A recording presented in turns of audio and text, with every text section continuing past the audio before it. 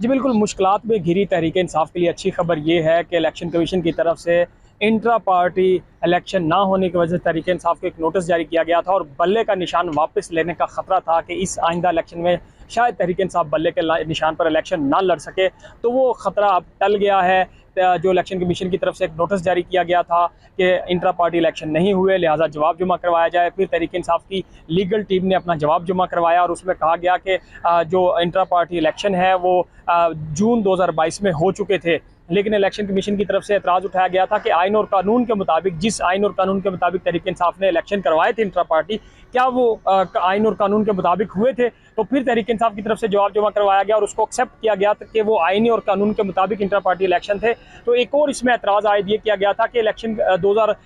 जो तहरीक-ए-इंसाफ है उन्होंने अपने इंट्रा पार्टी इलेक्शन 2017 में करवाए और उसके बाद 2022 में करवाए, यानी कि इतना गैप आया बीच में, तो वो इलेक्शन क्यों नहीं करवाए गए 2020 और 21 में। तो जो तहरीक-ए-इंसाफ के वरिष्ठ गौर थे उन्होंने मौक़िफ़ अपनाया कि कोरोना की वजह से हम अपने इंट्रा पार्टी इलेक्शन नहीं करवा सके थे। सारे जो लीडरान थे वो कुछ मुल्क में थे, कुछ मुल्क से बाहर थे और वो महदूद हुए थे अपने घरों तक, इस वजह से वो इंट्रा पार्टी इलेक्शन नहीं हो सके थे। तो फिर इलेक्शन कमीशन ने उनका ये एतराज़ भी दूर कर दिया और उनकी ये जो जवाब था उसको एक्सेप्ट कर लिया है और अब इलेक्शन कमीशन अपना एक तहरीरी फैसला जारी करेगा, हुक्मनामा प्रॉपरली जारी कर देगा, जिसमें ये कह दिया जाएगा कि इलेक्शन कमीशन की तरफ से कि तहरीक-ए-इंसाफ को उनका बल्ले का निशान वापस मिल गया है। तो ये एक अच्छी खबर है तहरीक-ए-इंसाफ के लिए और उनके कारकुनान के लिए। दूसरी तरफ जो तहरीक-ए-इंसाफ के मुख्तलिफ MNAs थे जिन्होंने अपने असासे ज़ाहिर नहीं करवाए थे और उसके ऊपर भी एक कंप्लेंट फ़ाइल की जा रही थी इलेक्शन कमीशन की तरफ से, उसमें भी एक दरख्वास्त तहरीक-ए-इंसाफ के वकला की तरफ से की गई कि आप कंप्लेंट फ़ाइल ना करें। हम 27 सितंबर तक जो हमारे